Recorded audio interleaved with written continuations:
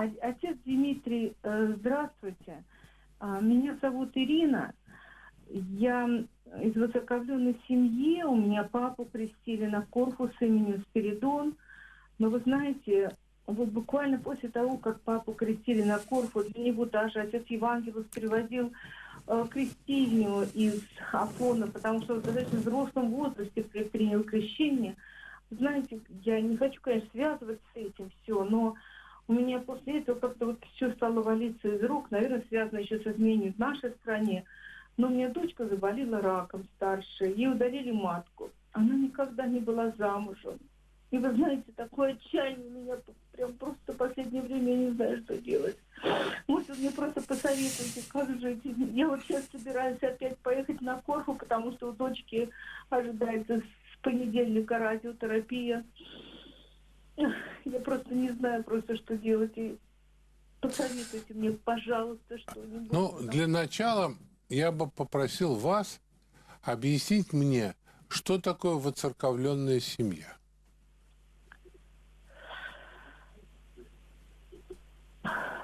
Я тоже это использую термин, но вы знаете, да. ну, я Но вам скажу, у меня что я... об этом совсем другие представления.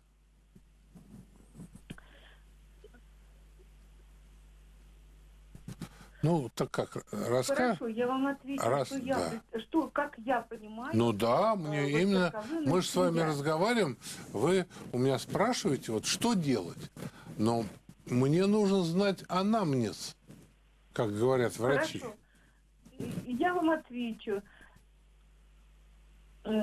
Хорошо, я вам отвечу. Я стараюсь раз в месяц причащаться. Мои девочки, они живут не в России, они учатся в Англии, они тоже причащаются. И родители мои тоже причащаются. Для меня это, я читаю, то есть я выполняю, как я считаю, я вам скажу все правильно. Я читаю утреннюю и вечернюю молитву, я причащаюсь, я соблюдаю посты. Конечно, я грешу, не конечно, я грешу, нельзя так сказать, но, наверное, бывают мысли плохие, наверное, живу, не так, как надо, как Хорошо, правильно. а как надо?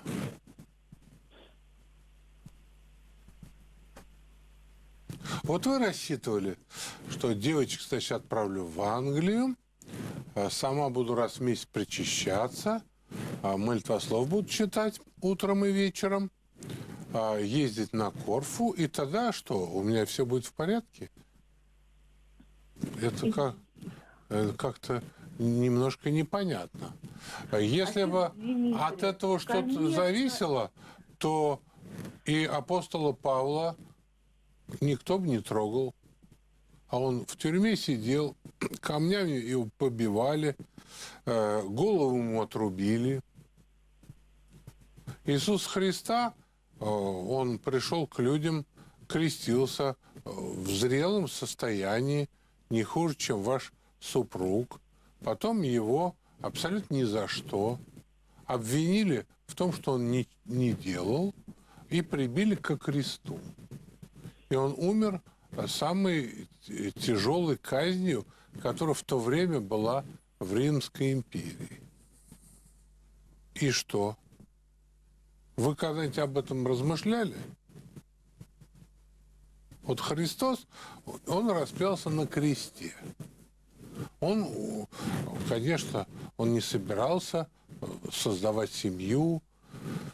Он был Сын Божий, и в этом нет нужды. У него была цель создать церковь. Он ее создал на своей крови. Всех учеников его, любимых апостолов, кроме одного, убили всех. Не зависит от того. Но вот апостол Павел, например, в Англию ездил. Но все равно убили. А вы думаете, когда тебе голову отрубают, это легче, чем болеть раком? Вот какая цель того, что вы причащаетесь каждый месяц, чтобы себя обезопасить, чтобы хорошая погода была, чтобы девочки хорошо учились, нашли себе хороших английских женихов, вот, чтобы они их любили, чтобы внучата у вас были. Цель вот жизни, она какая? Вы вроде все делаете против. Ну, мысли бывают, а у кого их не бывает. Получается, что вот самое главное, оно как-то вами еще в жизни не осмысленно. И как же вот Господь наш, Отец Небесный, смотрит на вас, на человека с небес, и думает, ну как же мне вот эта замечательная женщина, которая старается молиться как может, старается и причаться святых Христовых тайн, как ему обратить на себя внимание? Только тогда, когда тронут то, что он, человек этот, любит больше всего на свете. Своих деточек, своих внучков. Чтобы обратить внимание человека на смысл жизни христианской. Воцерковление – это не значит выучить молитвы. Нет, это понять смысл создания церкви на земле и смысл того, что мы туда пришли. И смысл нашей веры. Зачем это? Зачем причащаться? Для того, чтобы все было хорошо? Но вы знаете, из святых людей не было ни одного на земле, у которого все было хорошо. Ну, просто ни одного. А это были не просто люди, вот, как мы с вами, грешники. Это были святые люди. И более того, они все пострадали вообще невинно. Все. Ну вот любого святого. Возьмите календарь, ткните пальцем, потом возьмите в интернете, прочтите его жизнь. И вы увидите. Почему же вы думаете, что, отправив девчонок в Англию и раз в месяц причащаться, вы гарантированы то, чтобы проводить счастливую жизнь? Причем, если вы хотите быть христианкой. Совсем нет. Совсем нет. И вот в этом я вам бы советовал разобраться. Поэтому там из рук валится. Это вообще как бы не аргумент. Я тоже, у меня все время из рук все валится. Вот сегодня выходил из автомобиля, телефон в очередной раз на асфальт упал. Ну и что из этого мне трагедию делать? Ну, естественно, когда мне было 30 лет, у меня из рук ничего не валилось. Даже, так сказать, 5-метровые бревна. А сейчас уже, извините, портфель падает. Так что, и что же мне теперь? Это что, трагедия, что ли? Да нет. И болеют все, и сам болею, и хронические заболевания. Сегодня у врача был.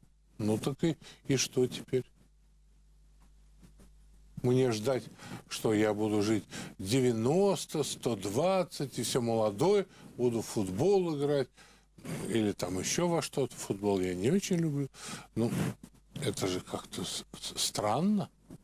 Я вам советовал вот уделить время для очень глубокого, даже с карандашом, чтения Евангелия. И прочитать, ну, хотя бы какой-нибудь самый простой закон Божий для вашего воцерковления. Потом позвоните мне через месяц, еще поговорим. Пойдем дальше.